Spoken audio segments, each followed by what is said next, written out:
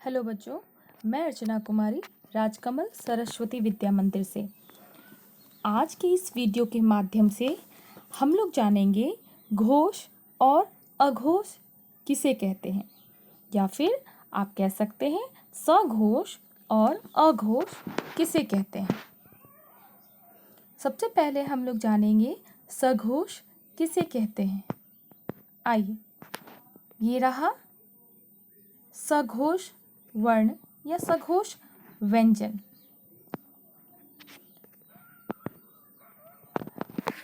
जिन वर्णों को बोलते समय, ध्यान दीजिएगा बच्चों, जिन वर्णों को बोलते समय फेफड़ों से निकलने वाली हवा स्वर तंत्री से रगड़ खाकर यानी घर्षण करके निकलती है, उसे सघोष व्यंजन कहते हैं। इसे और भी कह सकते हैं दूसरे तरीके से, जिन वर्णों के उच्चारण में हमारे स्वर तंत्रियों में कंपन उत्पन्न होता है, उसे घोष वर्ण या घोष व्यंजन या फिर सघोष व्यंजन कहेंगे। एक बार फिर से देखिएगा, ध्यान दीजिएगा। जिन वर्णों को बोलते समय फेफड़ों से निकलने वाली हवा स्वर तंत्री से रगड़ खाकर यानी घर्षण करके निकलती है, उसे सघोष व्यंजन कहते हैं।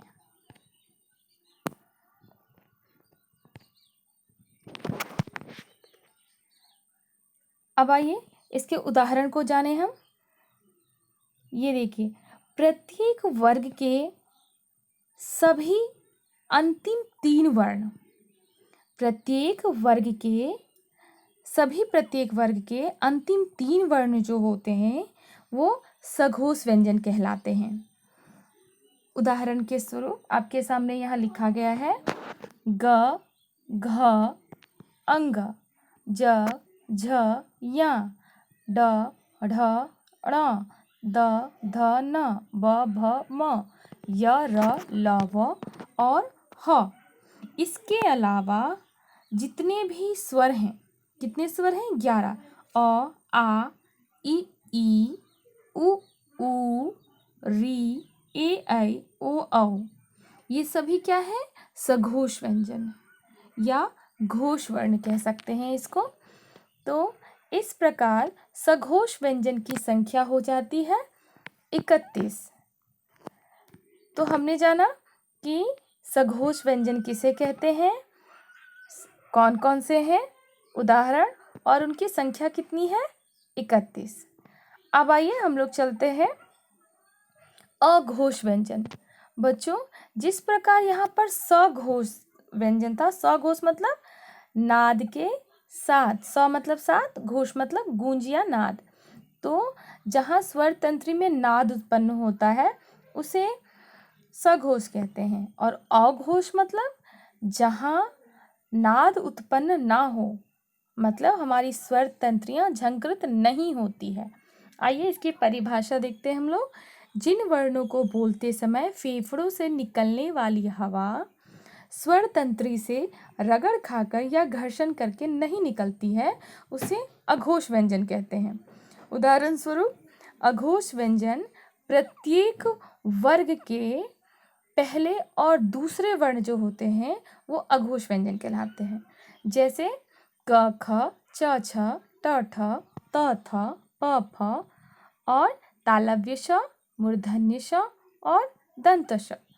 तो इस प्रकार अघोष व्यंजन की कितनी संख्या हो जाती है? 2, 2, 4, 2, 6, 2, 8, 2, 10 और 3, 13। तो अघोष व्यंजन की संख्या कितनी हुई? 13 और सघोष व्यंजन की 31। तो हमने आज जाना कि घोष व्यंजन किसे कहते हैं या फिर सघोष व्यंजन किसे कहते हैं, उसके उदाहरण, फिर अघोष व्यंजन किसे कहते हैं उसके उदाहरण। और बच्चों, संख्या कितनी होती है सघोष की? सघोष व्यंजन की संख्या होती है 31 और अघोष व्यंजन की संख्या होती है 13, मतलब 13। तो आज के लिए इतना ही बच्चों। फिर अगले दिन हम जो पढ़ेंगे उसकी वीडियो मैं आपको ज़रूर भेज दूंगी। वीडियो नहीं तो उसका लिंक ज़रूर शेयर करूंगी, आप उसे देखते रहिएगा।